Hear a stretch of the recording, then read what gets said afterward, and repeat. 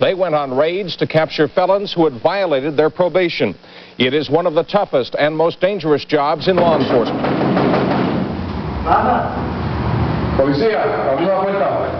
Television cameras had never been allowed to see what you are witnessing now. The field service unit of the probation department going after probation violators, convicted felons who had forfeited their right to be back on the streets, ex-cons, wanted and dangerous.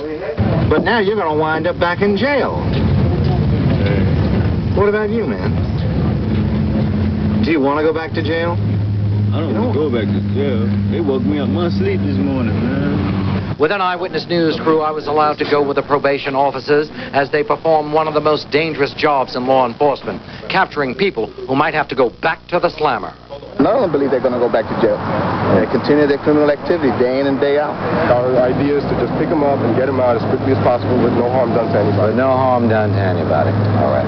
There are only 22 members of the field service unit, called the Green Berets of the probation department. They enter dark tenement hallways after convicted rapists, drug dealers, armed robbers.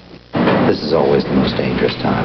They don't know who exactly is inside, whether the man that they're after, this guy Lewis, who was first convicted on the murder charge, is waiting for them. So this is really a dangerous time. There are 51,000 people on probation in New York. Hundreds violate that probation. This morning's toughest assignment, the capture of probation violator Leroy Wilson. His attempted murder charge reduced to assault. Leroy considered highly dangerous. Come on, Mr. Wilson, don't give us a hard time, all right? Get the alarm.